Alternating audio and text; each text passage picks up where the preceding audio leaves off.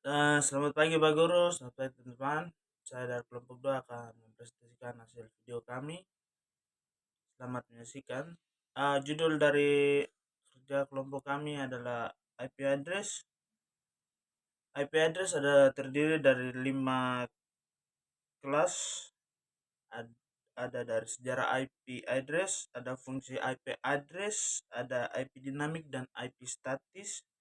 4, penugasan alamat IP, dan yang kelima kelas IP.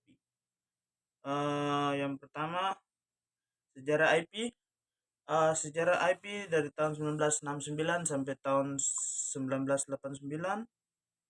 Terus lanjut dari tahun 1977 sampai tahun 1979, tahun 1881 sampai sekarang, dan di mana sekarang sudah pada tahun ke 2021. Yang pertama, tahun 1969 sampai dengan tahun 1989, generasi pertama dari IP address gateway yang saat ini dikenal sebagai router digunakan untuk interkoneksi peserta ke ARNet atau yang biasa dikenal dengan Advanced Research Project Agency Network. Dari akhir tahun 1960 sampai tahun 1989 bisa dikatakan sebagai IP dari nenek moyang. Yang kedua, dari tahun 1997, dari tahun 1977 sampai tahun 1979. Bagaimana dengan IP?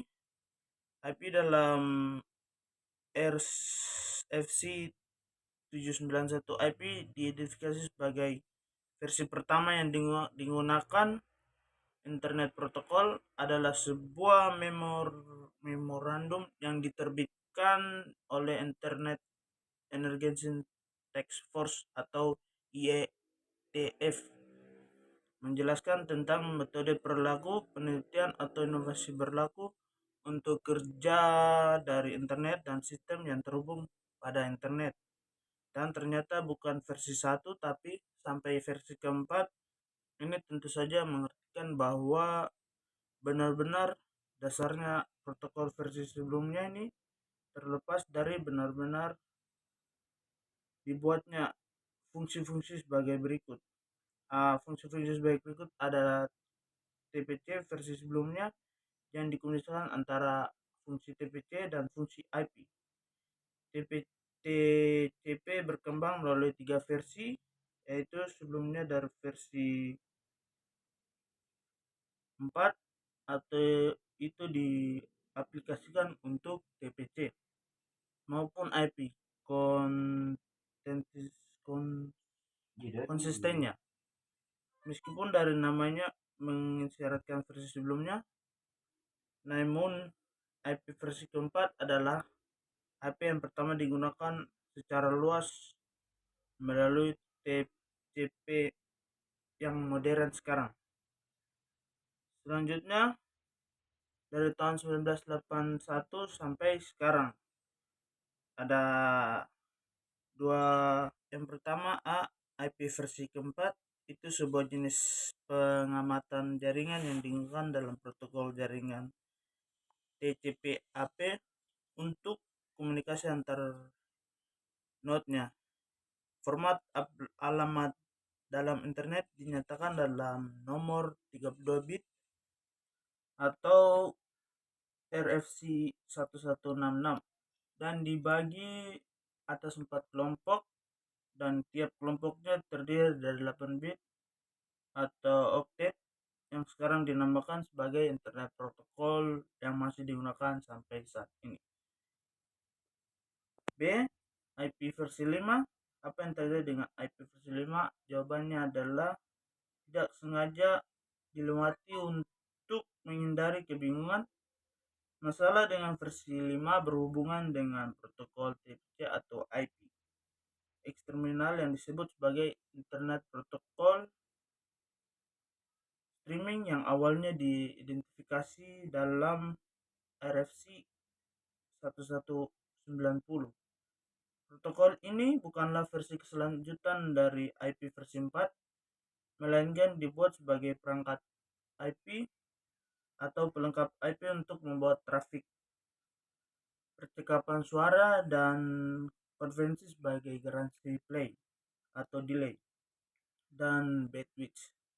Saya tidak mendapatkan informasi yang pasti untuk awal dari dikembangkannya, namun saya mengacu pada RFC 1190. Itu adalah dari tahun 1990 sampai tahun sekarang ini.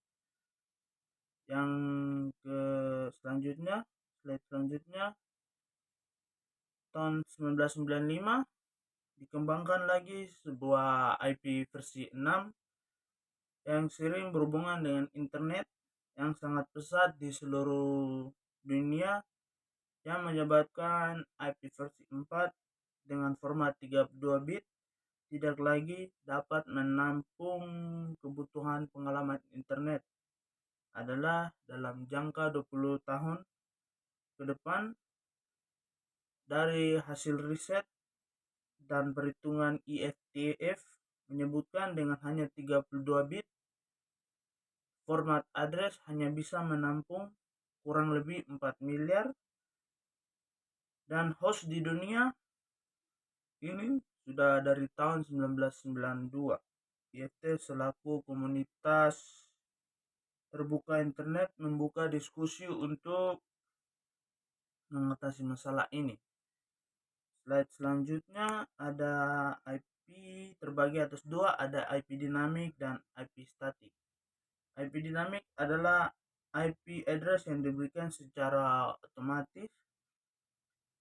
IP dinamik akan memberikan terhadap komputer yang meminta alamat IP, kemudian IP yang diberikan akan menyesuaikan dengan sendirinya. Jika kita artikan dalam kata dinamik, memiliki arti menyesuaikan diri, sehingga dari kata dinamik tersebut dapat kita simpulkan bahwa sifat dari IP dinamik dapat menyesuaikan dengan yang lain, yaitu sifatnya dapat berubah-ubah dan tidak menentu tergantungnya dengan IP host yang tersedia dalam range yang tertentu. Untuk komputer atau router atau access point dan lain-lain biasa memberikan IP biasa disebut sebagai DHCP server, dan komputer yang meminta IP tersebut adalah IP client. Yang kedua, IP statik. IP statik ini adalah IP yang dikonfigurkan secara manual oleh administrator terhadap sebuah perangkat baik router, PC, laptop dan sebagai di mana IP statik tidak tersebut berubah-ubah dengan sendirinya kecuali oleh pihak yang mengkonfigurasi atau saya, yang jika diartikan statik adalah arti statik yang artinya tidak berubah dan tidak menyesuaikan atau tidak bergerak, sehingga dari kata statik tersebut seharusnya kita mengerti bahwa IP statik sifatnya tidak berubah-ubah atau menetap sesuai dengan yang diberikan saat konfigurasi awalnya. Dan selanjutnya ada penugasan alamat IP.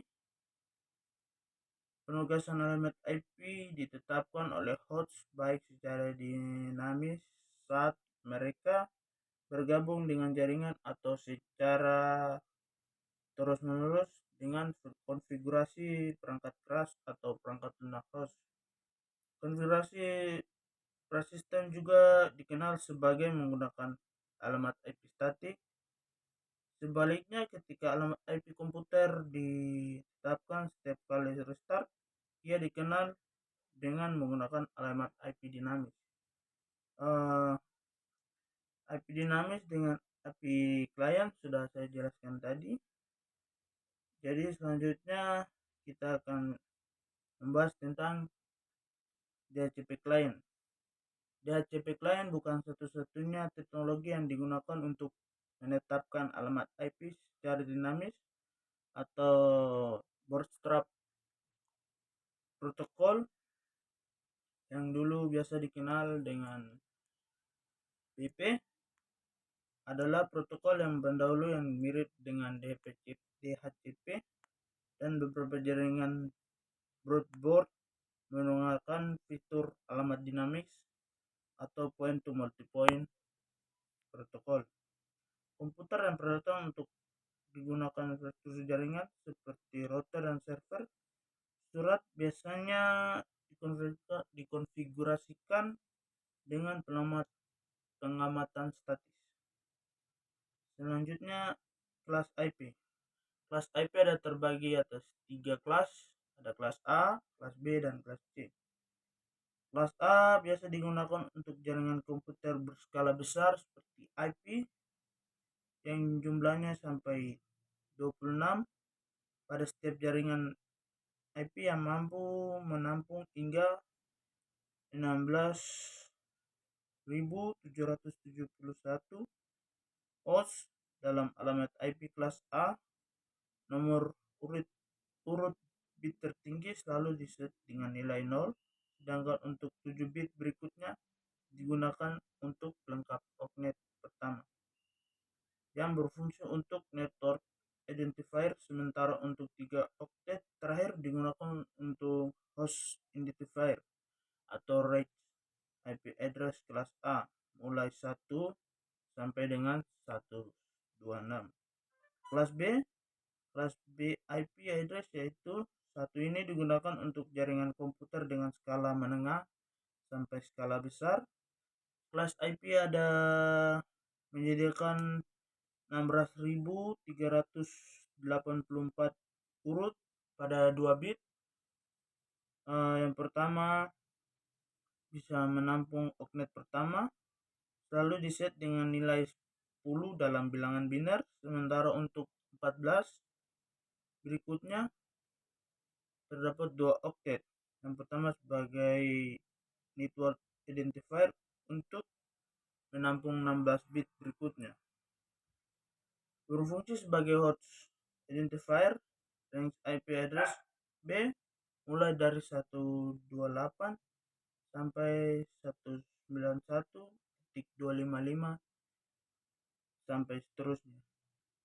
Kelas C yang satu ini biasanya digunakan untuk jaringan komputer pada skala terkecil atau terendah. IP kelas C menyediakan hanya 2000 lebih dan jaringannya setiap digunakan dapat menampung hanya 254 host dan terbagi dalam 3 bit. 3 bit pertama 110 dalam bilangan biner, kemudian 21 bit, 3 oktet pertama, dan yang terakhir dapat menampung hanya 8 bit, yaitu oktet terakhir.